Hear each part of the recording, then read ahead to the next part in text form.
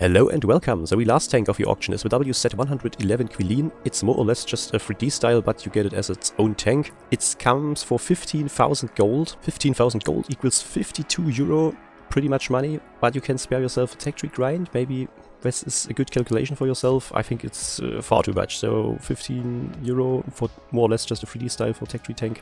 It's not worth it in my opinion. So you have to consider for yourself if that's worth the money. You can spare yourself the tech tree grind, but also it's more or less just the 3D style. I'm a little bit disappointed about the auction event, I have to say. They didn't have interesting options for me at least, and they were all pretty expensive as they came. The only credit auction was the T22, and that's a little bit sad. I was expecting maybe that the Quilin would come for credits. That would be very cool. I would understand if people like them buy it for 20 or 25 million credits. It's still, well, a lot of money, but at least you can grind yourself the credits in-game, you have something to do, and you get a nice reward for that. But now they decided to sell it for gold, and I think, yeah, that's not a good decision. So the auction event was pretty bad, in my opinion. I miss the old black market, the old black market, where we had cool offers, where you can bid in the middle of the night, or you can buy it for a just certain amount of tanks they were selling, and you can buy them immediately. That was pretty cool. It was an interesting, funny event, but I think the game has now become too big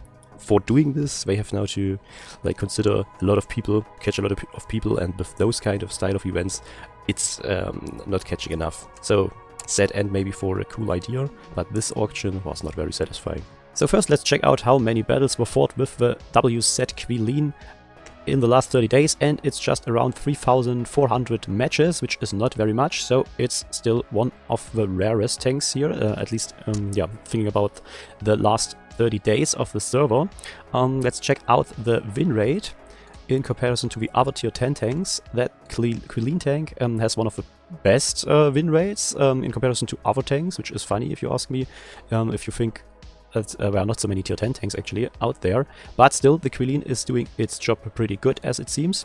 Let's check out the damage per game, and we will figure out that it's around 2,200, which is still very, or quite good, definitely quite good. Not one of the best ones, but definitely one of the good ones. Not even in the center of that stats, I would say it's even in the top area.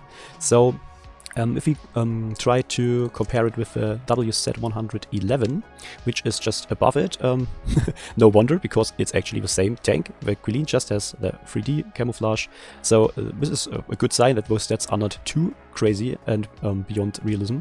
So the normal WZ was played 45,000 times, so that's over 10 times more, far over 10 times more than the Quilin. But still has less win rate, so I guess the Quilin players are definitely knowing what they are doing. Yeah, let's just check out what's about the blocked damage, and the Quilin is blocking around, this one here, around 1,100 damage per game. The WZ-111 5A, or whatever it's called, is doing kind of the same, so nothing surprising here. They are, well, in the center of all tanks, I would say, but a little bit more towards the top, so they can definitely bounce some stuff. Let's check out the stats on the Tanks GG website. Here it is, the famous Quilin tank, and we can see it has, yeah, I think it's a cool camouflage, I can't lie. I somehow like it. It's gold, it has a big fat dragon on its gun. Why not? Looks cool. So I like it, I like the wooden thing here. Yeah, but all in all, it's just a normal WZ, just with that big fat golden stuff on it. Normally it would look like this. So let's check out the not the camouflage, but the armor. You can see it's exactly the same. I can't now angle it the same way, but you can imagine and believe me, it's definitely the same tank, even if it looks now a little bit different, but yeah. So I think that's now clear. Let's check out how it's working. It has a strong upper plate, a strong turret. Depending on from where you're shooting at it, those things are a little bit bigger than, for example, the ones of the 277 of the object, the Russian counterpart, kind of, and it has a good upper plate as well. But let's just check it out. You have to angle it a little bit, but then it's actually a little bit stronger, I think. Well, we have a penetration of 250, heat penetration of 330, which is very good. Yeah, but of course it comes better if you shoot at heat with it. with feet, yeah, added. And the 277 has the same problem. Of course, if it's angling a little bit, it becomes less dangerous, but the heat will definitely pen the Quilin or the WZ-111. If it's angling, it can use its side scraping a little bit if you're not shooting AP through the chains here. The rest is auto bounce. This is hard to penetrate even with feet, but of course the big flat weak spot is those plates here, which are angled because they are strong from the front, but weak from the sides. And 277, oh sorry, that was WZ as well. The 277 can angle a little bit more, even with heat. Here it's very strong, but that part of the chains is base armor, so with heat very unlikely to shoot through with normal AP. And it can sickly side scrape somehow, but always be aware that that plate here can be a little disadvantage. But can do it very much more than the WZ, because that thing here is like a 90 degrees wall, and you can just shoot through it.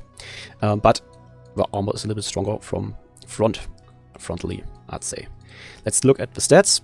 Yeah, you can see it has more damage per minute, quite a good amount, quite a fair amount, 300 more, and alpha damage 390, which is the same, but the reload is a little bit faster. Dispersion of the Quilin and the 277, almost the same. 277 is a little bit more accurate. Yeah, not so much to tell you guys about the Quilin. 50 kilometers per hour top speed. The 277 has 55. Yeah, that's the main reason I think it's used in Clan Wars. It's just more mobile. You can kind of use it like an anti-medium tank. And the DPM is fair enough to outplay most other tanks, which it's built for facing. So, for example, some medium tanks or flanking heavy tanks. 2,200 hit points, the same like the Quilin. But the Quilin really has very good damage per minute. It still has a very good top speed. They are very similar, both tanks. The fuel range 400 meters, 277 has 400 meters as well. So the 277 is more mobile, a little bit more accurate, just a little bit. And the Quilin has a better damage per minute. Let's take a look at the armor again. So you have really to make up your mind what kind of armor you would prefer. Just think about it. I'd say the front of the 277 is weaker than the one of the Quilin or the WZ-111. Against heat, they struggle both frontally, definitely. Check out the turret again. Yeah, both are very strong. But yeah, normally side scraping is a little bit more easy for the 277. But always have in mind your upper plate is the weak spot. The same goes for the Quilin. It's just, yeah, I think a matter of taste. Both are, I think, very good tanks, and they can be played pretty good. If you wish to have that 3D camouflage, go for it. I would say if you don't have the Quilin and maybe you don't even have the 277, or maybe that's a good chance for sparing yourself the horrible tech tree grind, so you can get a tier 10 tank without so much effort. And maybe if you want to skip grinding the Chinese heavy tanks, that line of the Chinese heavy tanks, that's a good opportunity. Otherwise, I don't think it's worth it. If you already have the WZ or the 277, this thing is nothing completely new, and especially if you have the WZ, it's just the same tank.